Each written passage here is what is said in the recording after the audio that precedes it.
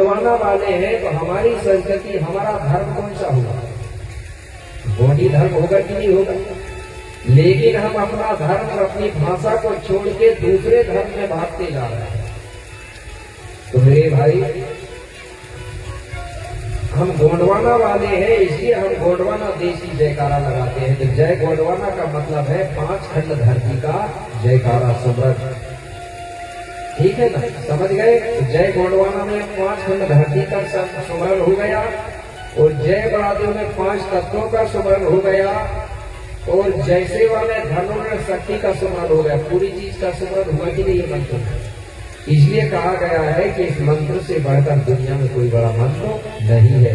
तो हमको क्या बोलना चाहिए? जय सेवा, जय बड़ादेव, जय गोंडवाना बोलना चाहिए। इससे पूरी प्रकृति का सुमरन भी होता है, माता पिता का भी सुमरन होता है, पूरी 5 खंड धरती का भी सुमरन हो जाता है।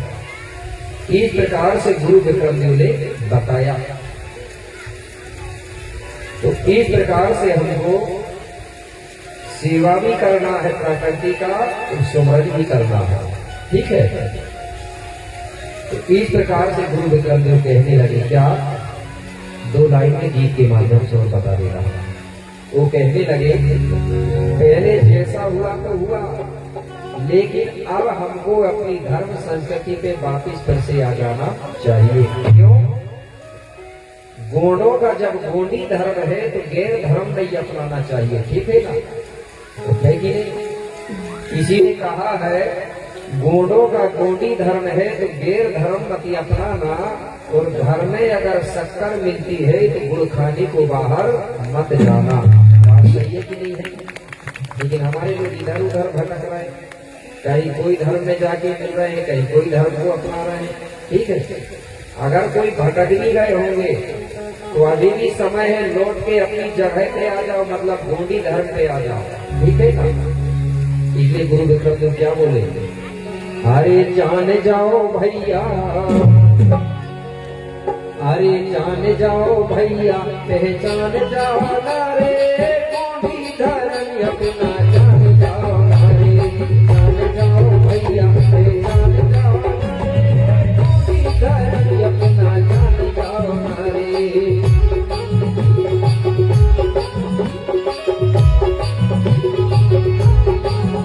अरे जान जाओ भैया, पहचान जाओ रे गोंडी धर्म अपना, जान जाओ रे।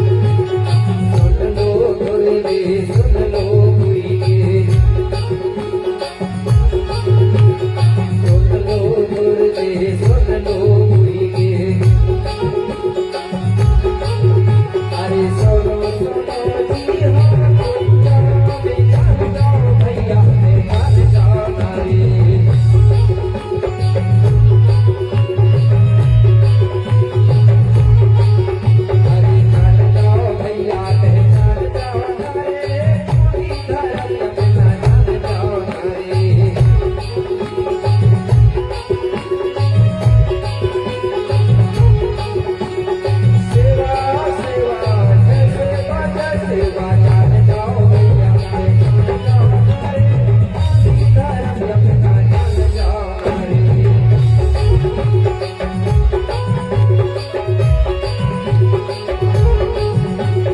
जय हो।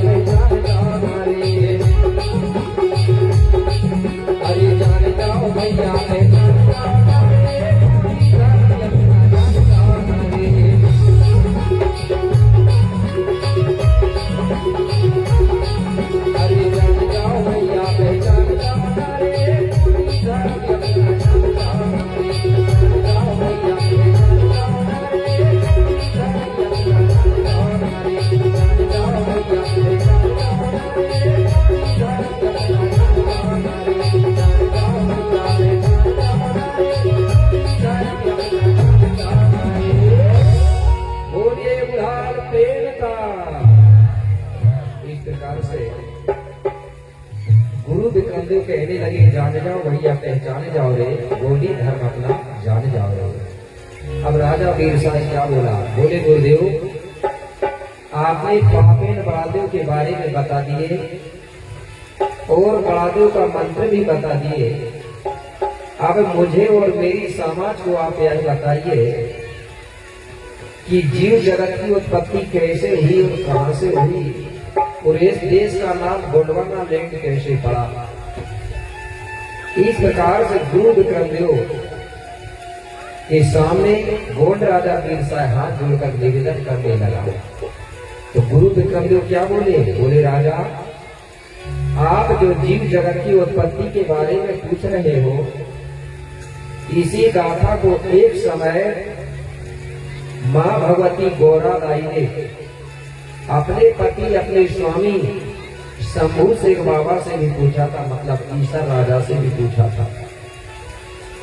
तो इसी गाथा को एक समय 33 कोट के देवताओं ने गुरु महानी पारी गोपाल लिंगो से भी पूछा था। तो गुरु गोपाल लिंगो ने 33 कोट देवताओं को ये गाथा सुनाया था और उसी गाथा को बोले राजा वीरसा आप मुझसे पूछ रहे हो तो मैं आपको वही गाथा बताने जा रहा हूं, आप ध्यान से सुनो। तो गुरु विक्रमदेव क्या बोले, बोले महाराज सबसे पहले यहाँ कुछ नहीं था,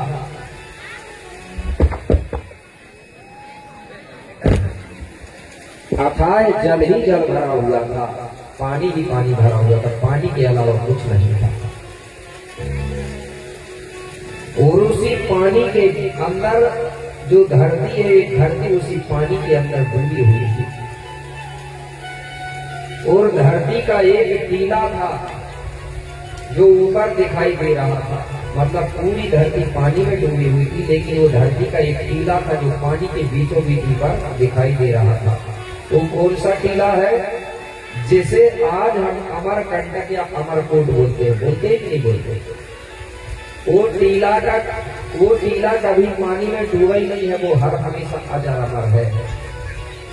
जब भी प्रलय होता है ना तो पूरी पृथ्वी पानी में डूब जाती है, लेकिन जो अमरकोट का टीला है वो कभी पानी में डूबा ही नहीं है, इसलिए उसको आज अमरकंटक बोलते हैं। अगर वो डूब जाता ना तो उसको अमरकंटक नहीं बोलते। अमरकंटक इसलिए बोलते हैं कि वो अजब अमर है। इसलिए जब जब भी पृथ्वी पानी में डूबती थी तो उसको हमारे पूर्वज लोग बोलते थे, श्याम लोग पुराने क्या बोलते थे? बोले कल्डो हुआ था, बोलते थे कि कल्डो। उसी को लोग बोलने लगे प्रलय। तो वहीं से राजा वीर साहिब को गुरु विक्रमदेव गाथा सुना रहा है। कैसे? बोले महाराज सुनो। सबसे पहले अरे चारों तरफ जल ही जल था, अरे जिसका नहीं था पार। महाराज अरे चारों तरफ जल ही जल था, अरे जिसका नहीं था पार। अरे बीच में टीला एक था, अरे जहाँ जीव थे चार। बीच में टीला एक था, अरे जहाँ जीव थे चार।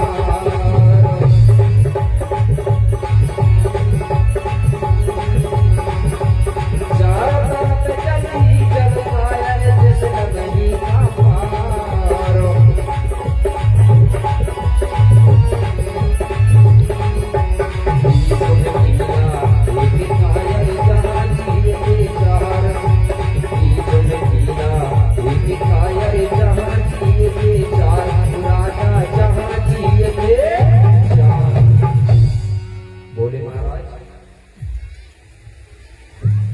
यहाँ अथाह जल ही जल भरा हुआ था, उसी जल के बीचों बीच एक टीला था। जब हम टीला से चारों तरफ देखते थे, जहाँ तक हमारी नजर जाती थी वहां तक अथाह पानी ही पानी, जल ही जल दिखाई देता था। जल के अलावा कुछ नहीं दिखता था। इस प्रकार की जल ही जल था। और जो टीला है उस टीला में 4 जीव प्राणी जीवित थे और 2 जीव प्राणी जीवित थे जिनको बोलते थे हम सल्ला और गागरा। और 2 जीव प्राणी और जीवित थे जिनको बोलते थे हम कौवा और कछुआ। तो जो 2 जीव प्राणी थे उनको बोलते थे हम क्या? सल्ला और गागरा। अब सल्ला गागरा क्या है? आज हमारे लोग भी सल्ला गागरा के नाम से नारा लगाते हैं, लगाते कि नहीं लगाते? तो जो सल्ला गागरा है, सल्ला यानी होता है पिता शक्ति, नर शक्ति, दाऊ। क्या होता है? सल्ला यानी दाऊ शक्ति। और गागरा यानी होती है माता शक्ति, मतलब गाय शक्ति। तो अमरकोट के टीला में 2 शक्तियां थी, दाऊ और गाय, नर और मादा। ठीक है। और 2 शक्ति और थी, कौन सी? कौवा और कछुआ। तो जो कछुआ है वो पानी में तैरते रहता था और कभी कभी टीला के किनारे आके बैठते था, आराम करता था। और जो कौवा है वो आकाश में उड़ता था, कभी कभी टीला में आके आराम करता था। लेकिन जो सल्ला गागरा है, दाऊ गाई शक्ति है, 2 शक्ति, वो हर हमेशा टीला में ही रहते थे। धीरे धीरे समय बीतते गया। कुछ दिनों के बाद में सल्ला और गागरा ने 2 अंडालों को जन्म दिया, मतलब दाऊ दाई ने 2 बच्चों को जन्म दिया। अंडाल मतलब बच्चा। तो जिनमें से एक लड़का था और एक लड़की थी। तो गोंडी भाषा में लड़का लड़की को क्या बोलते हैं मालूम रहेगा कि नहीं है? किसको मालूम है? जरा उठाना हाथ एक बार। मालूम तो बहुत से लोगों को है मेरे भाई। गोंडों की तो छोड़ो, जो ओबीसी एससी है उनको भी मालूम है, क्योंकि उनके पूर्वज में पहले बोली बोलते थे। आप लोग कहेंगे हम कैसे माने? सबसे पहले हमारे लोग लड़का लड़की को क्या बोलते थे? टूरा टूरी बोलते थे। आज भी पुरानी से हम लोगों से पूछना, वो टूरा टूरी बोलते कि नहीं बोलते? तो सभी समाज के श्याम लोग बोलते थे टूरा टूरी। इससे पता चलता है कि सभी समाज के लोग सबसे पहले गोडी बोलते रहे होंगे, तब तो उनके पुरखा भी आगे श्याम बोलते टूरा टूरी। बोलते कि नहीं बोलते? टूरा यानी होता है लड़का और टूरी यानी होती है लड़की। तो कोई भी पूछेगा कि गोडी भाषा आती है तो आप ये मन कह देना कि नहीं आती करके, ठीक है। पूरी भाषा भली नहीं आती, लेकिन कुछ भाषा तो आती है कि नहीं आती? कुछ तो बोल रहे हो ना। तो एक लड़का एक ही लड़की मतलब टूरा टूरी। तो टूरा का नाम रखा गया था आंधी रावेण, ठीक है। तो लड़की का नाम रखा गया था सुषमा पहरी। ये दोनों भाई बहन थे, आंधी रावेण और सुषमा पहरी। और जो माता पिता है सल्ला कांगा रोज अपनी सुषमा पहरी और आंधी रावेण की क्या करते हैं? सेवा।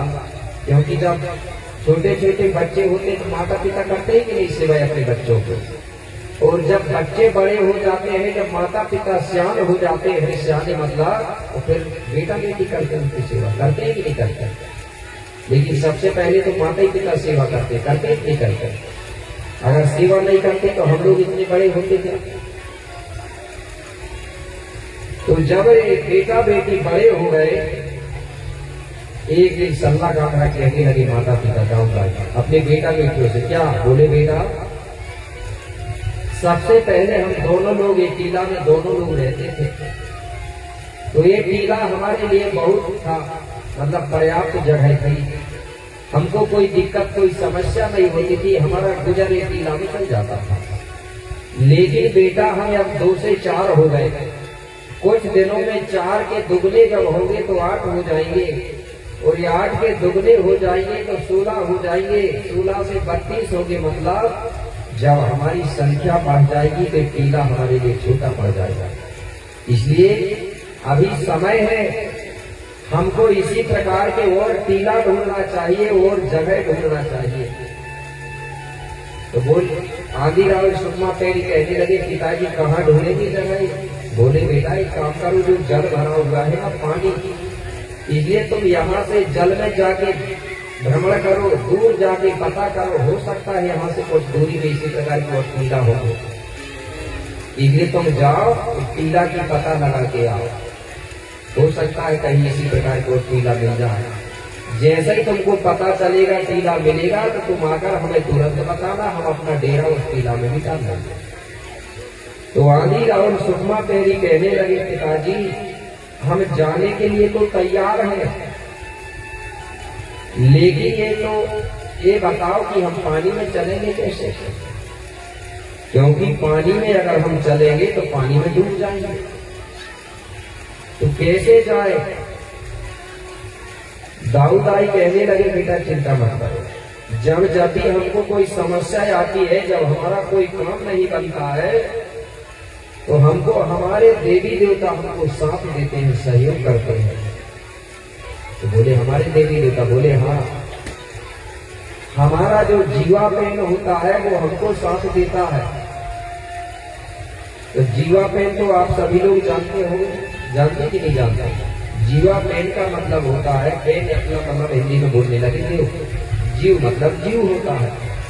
हर गोत्रधारियों का एक एक जीव होता है, जिसको हम देवता मानते हैं। मानते कि नहीं मानते? जैसे कुछ नेता लोग होंगे, है कि नहीं? कोई नेता है, हाथ उठाना। और कौन है नेता? नेता जो लोग हैं वो अपना जीव कुत्ता को भी मानते कि नहीं? नेता लोग कुत्ते को, जंगली कुत्ते को, और कछुआ को भी मानते हो कि नहीं मानते? मरकाम लोग भी मानते हैं, सांड को भी मानते हैं और कछुआ को भी मानते कि नहीं? कुछ जो छेदेव वाले होते, कुछ जगह छेदैया भी बोलते हैं, उनके भी बोलते हैं, वो भी अपना देव शेर को मानते कि नहीं मानते? इसी को हम गोडी में बोलते हैं जीवा पेड़, बोलते कि नहीं? उस जीव को हम लोग देवता मानते हैं, इसलिए उसको हम मारते नहीं, उसको खाते नहीं। खाते हैं कछुआ को? लेता हम लोग नहीं खाते ना। तो हर गोत्रधारियों का अलग अलग एक जीवा पेड़ होता है देवता, तो वो हमारा साथ देता हमको। लेकिन हम लोग उसको कभी मनाते नहीं ना, कभी सुमरन नहीं करते हैं। अब जान तो नहीं कि भाई हमारा कछुआ है, कोई कह रहा है हमारा शेर है, लेकिन हम लोग उनको मनाते नहीं अच्छे से। जब कोई समस्या आती थी तो हमारे गोडियन लोग अपना जीवा पे जो जीव है, जो देवता है, उसका पूजा पाठ करते थे, उसका स्मरण करते थे कि हमारा ये काम नहीं हो रहा, हमारा काम होना चाहिए। अब हम लोग भटक गए और दूसरे की यहाँ पूजा करने जा रहे हैं, दूसरे धर्म के मंदिर मस्जिद में भटक रहे हैं। तो सल्ला गाघा ने तुरंत क्या किया, अपने जीवा पेन का सुमरन किया। दाऊद आई हमारे कंटक से जैसे ही सुमरन किया मेरे भाई, तो जो कछुआ पहले से जीवित था और जो कौआ पहले से जीवित था, जैसे ही इन्होंने सुमरन किया तो कछुआ पानी से तैरते हुए, बहुत बड़ा कछुआ था, पानी में तैरते हुए मेरे भाई टीला के किनारे आके बैठ गया कछुआ।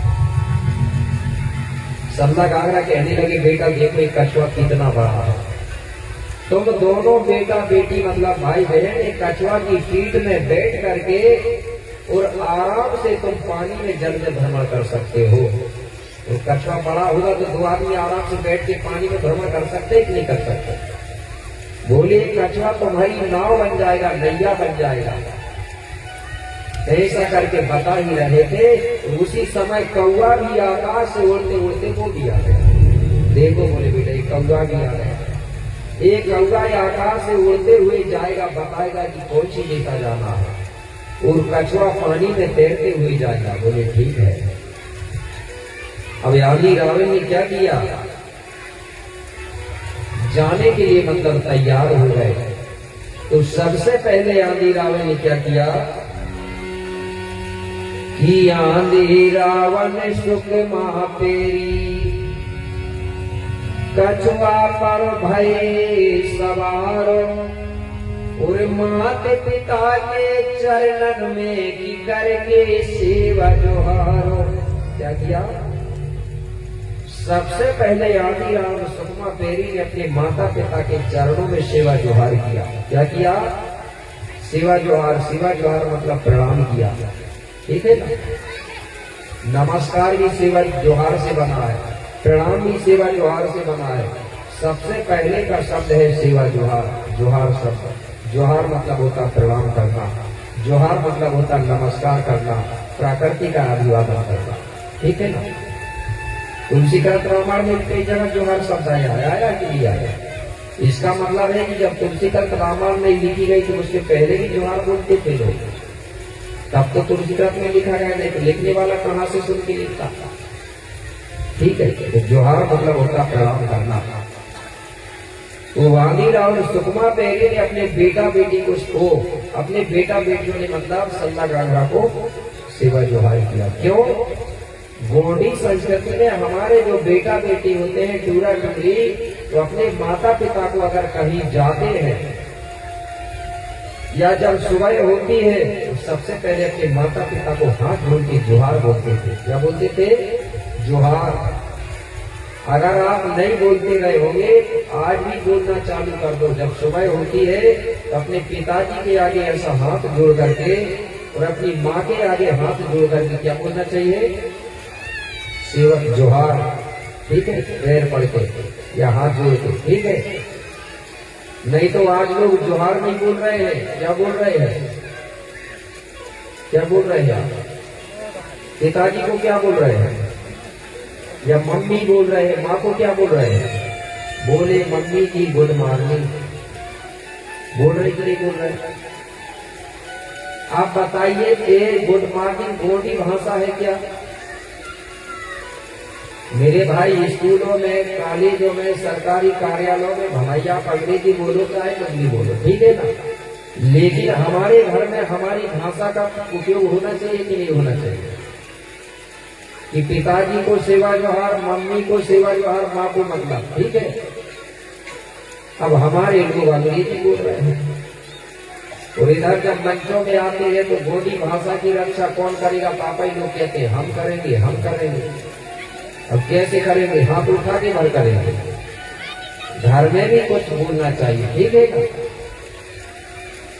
और जो बहुएं होती है वो भी जब सुबह उठती है तो अपने सास ससुर पति को भी सेवा जोहार बोलना चाहिए कि सासू माँ सेवा जोहार। सास को क्या बोल रही है? सास ही बोल रही है, नहीं बोल रही है। तो सासू माँ बोलती थी, बुआ भी बोलती थी पहले की महिला, ठीक है ना। अब पता नहीं आती क्या बोल रही है, तो बैठे क्या बोल रही है जी? माँ बोलती है। और ससुर को पापा। आप बताइए, जब सास को माँ बोलोगी और ससुर को पापा बोलोगे तो उसका लड़का को भैया बोलना पड़ेगा। अरे बोलना पड़ेगा कि नहीं?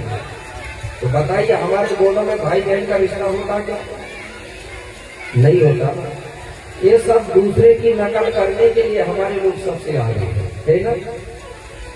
और खुद की चीज को याद रखने के लिए, खुद की चीज को सुनने के लिए सबसे पीछे है। तो दूसरे की चीज के लिए बहुत आगे, बहुत जल्दी नकल करते हैं। तो देखो, सुबह जब बहुरानी उठती है तो अपने सास ससुर पति के पैर पड़ना बहुत जरूरी है। क्यों? हमारे पूर्वज कहते थे कि माता पिता और गुरु और सास ससुर और पति, तीन है कि नहीं? माता पिता और गुरु, सास ससुर और पति, इनका करो सम्मान, और एक तीनों में देवता नहीं कोई भगवान। सही बात है कि नहीं है? अब सही है करके ताली तो बजा दिए, लेकिन अब ये बताओ कि कौन बहुरानी है जो अपने पति के पैर पड़ती है रोज झलकती? अब हाथ उठा के बताओ। अब ताली बजा दिए कि गुरु जी सही है, सही तो है। इधर एक ही महिला उठा रही, हाथ इधर। सुबह सुबह सास ससुर पति के पैर पड़ना बहुत जरूरी है। जिसने सास ससुर पति का सेवा कर लिया तो समझ जाओ उसने सभी देवताओं की सेवा कर चुकी। तीन ही लोग के देवता प्रसन्न हो जाते हैं। किसकी सेवा करने से? सास ससुर पति की सेवा करने से, माता पिता और गुरु की सेवा करने से। अब हमारी महिलाएं सास ससुर के पैर नहीं पड़ रही है, पति के पैर नहीं पड़ रही है, और दूसरे देवी देवता भगवानों की इतनी पूजा में लगी है कि खाना तक छोड़ रही है। छोड़िए नहीं खाना, खाना तक 9 दिन तक उपवास, और 9वां दिन के बाद में बीमार हो गई तो चली डॉक्टर के पास। चली चले। अगर सेवा करना है तो किसकी सेवा करना है? सास ससुर की सेवा करो, पति की सेवा करो, समाज की सेवा करो, देश की सेवा करो। अनुसुईया को सभी जानती है कि नहीं जानती? अनुसुईया को जानती है ना। अनुसुईया कोई देवता कोई भगवान की सेवा नहीं करती, सिर्फ वो अपने पति देव की सेवा करती थी। करती थी नहीं? पति की सेवा टीवी में देखी होगी या भागवत आपको में सुनी होगी। इसकी सेवा करती थी, पति की। जब अनुसुईया के यहाँ परीक्षा लेने के लिए ब्रह्मा विष्णु महेश गए तो अनुसुईया ने अपने पति की सेवा से, पति की पावर से, पति के नाम से पानी छिड़क दिया वो ब्रह्मा विष्णु महेश के ऊपर।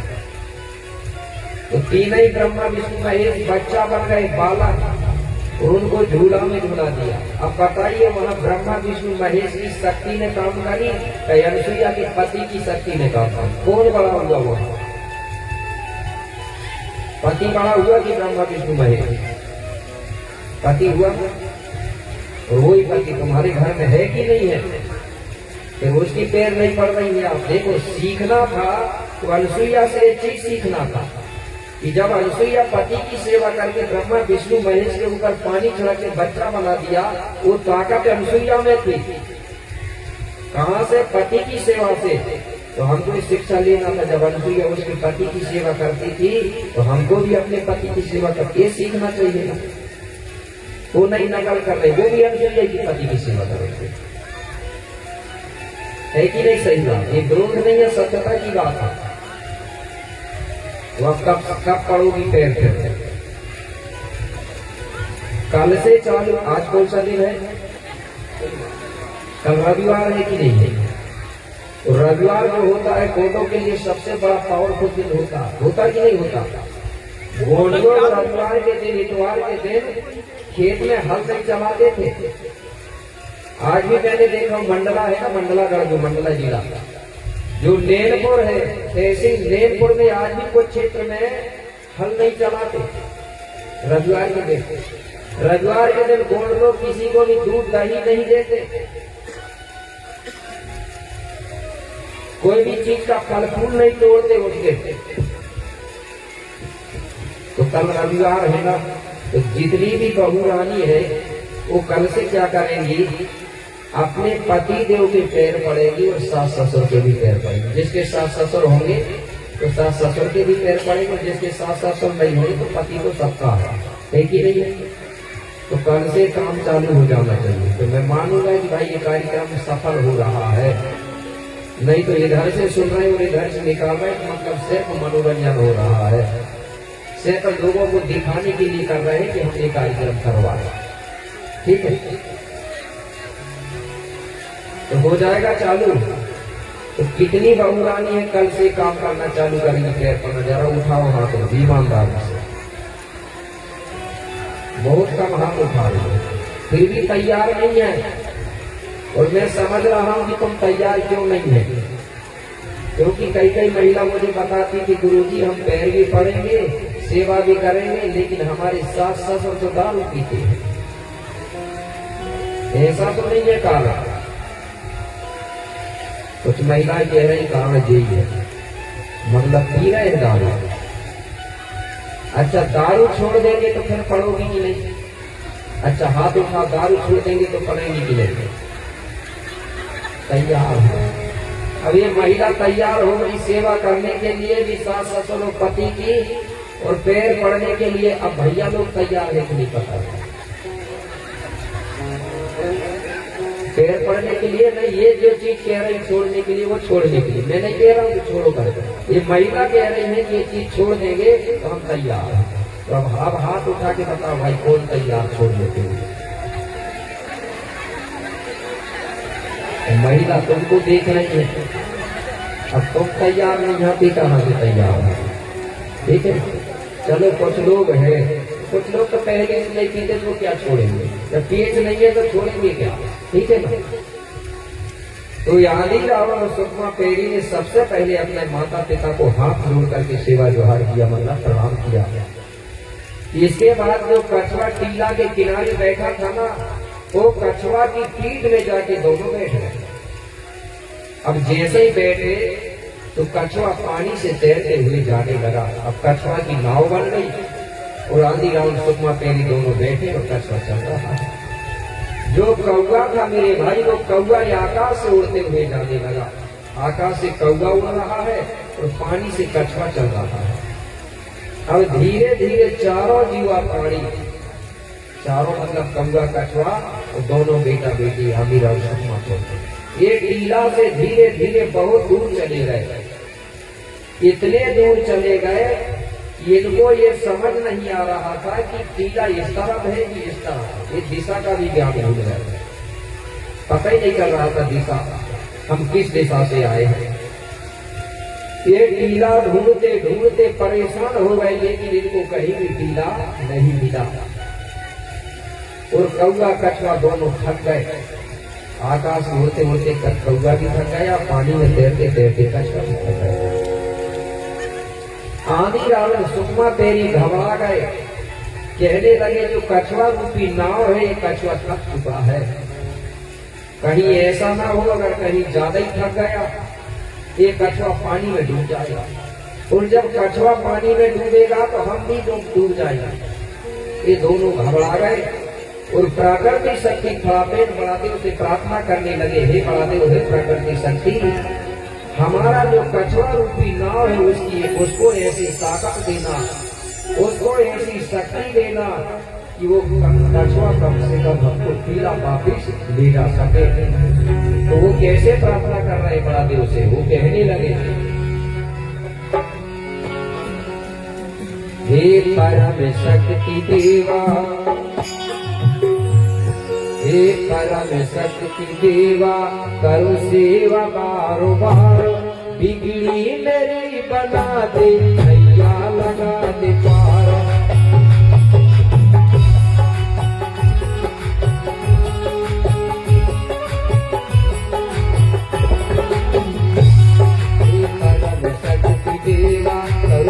बारो बारो बिगड़ी मेरी बना दे नैया लगा दे पार।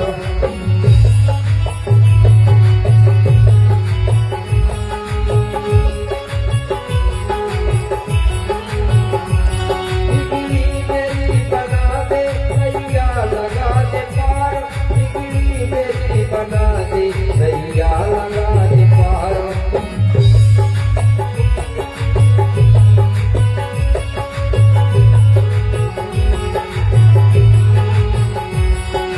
करम सजती दीवार